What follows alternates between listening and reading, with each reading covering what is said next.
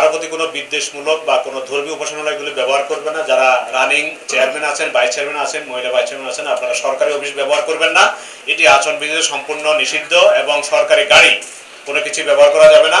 সরকারি কোনো officer, staff অথবা সরকারি কোনো কর্মকর্তা কর্মচারী নির্বাচনী কাজে আপনারা কেউ ব্যবহার করতে পারবেন না। করলে কিন্তু এটি আইনের ব্যত্যয় হবে, আপনারা কিন্তু সমস্যায় পরে পড়বেন। আর হলো অভিযোগের বিষয়টি বললাম। নির্বাচনের সকল বিষয় ভোট কেন্দ্রে প্রিজাইডিং অফিসার কন্ট্রোল করবেন। আর সকল নির্বাচনী কার্যক্রম টোটাল ইলেকশন কন্ট্রোল করবেন রিটার্নিং অফিসার নির্বাচন কমিশনের নির্দেশনায়, আইন বিধি ও আচরণবিধি অনুযায়ী। ঠিক আছে, আমি আপনাদের কাছে একটি সুন্দর নির্বাচন প্রত্যাশা করছি। আপনারা আমাকে সহযোগিতা করবেন। আর যদি কোনো প্রার্থী আমাকে সহযোগিতা না করে আইনের ব্যত্যয় ঘটিয়ে কোনো কার্যক্রম গ্রহণ করতে চান বা করেন, তাহলে কিন্তু আইনের কঠোর প্রয়োগ কিন্তু সেটি আমি প্রয়োগ করব। এখানে আমি কাউকে কোনো ছাড় দিব না, যেহেতু আমাদের সকল পক্ষ থেকে সবাই চাচ্ছেন যে একটি অবাধ, সুষ্ঠু, নিরপেক্ষ নির্বাচন অনুষ্ঠানের বিষয়। তো এখানে আসলে কাউকে কোনো ছাড় দেওয়ার কোনো সুযোগ নাই, আর এটি আমি কখনো দেইনি। এই হলো মোটামুটি আমার বক্তব্য। আপনাদের যদি কোনো জিজ্ঞাসা বা কোনো কথা থাকে সেটি বলতে পারেন। ব্যালট ব্যালট ইলেকশন হবে। ইলেকশনের টাইম হলো আগের মতো সকাল 8টা থেকে বিকেল 4টা পর্যন্ত। আর আপনারা চাইলে একজন প্রধান নির্বাচনী এজেন্ট নিয়োগ দিতে পারেন, যিনি আপনার পক্ষে সকল কার্যক্রম করতে পারবে।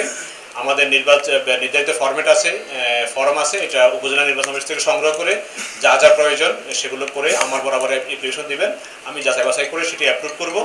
দেন আপনি আপনার পক্ষে উনি সকল কার্যক্রম গ্রহণ করতে পারবেন। নির্বাচনের দিন গাড়ির যে ওটি আপনারা দুইটা পাবেন, একজন প্রার্থী এবং একজন প্রধান নির্বাচনী এজেন্ট।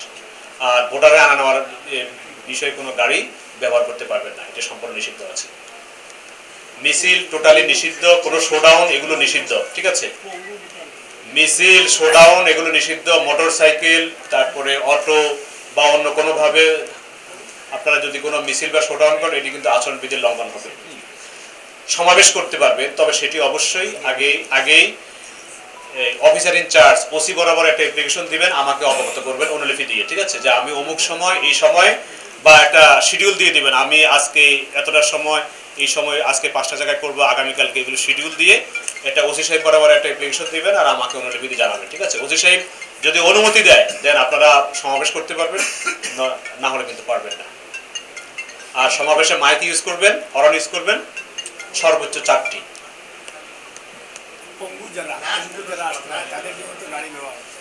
জি, ভোটার হ্যাঁ, ঠিক আছে। প্রতিবন্ধী হলে যেহেতু উনি অচল, ওনার বিষয়টা ব্যতিক্রম, ওনাকে অবশ্যই কোনো রিক্সা বা অটোতে নিয়ে আসতে হবে। ঠিক আছে।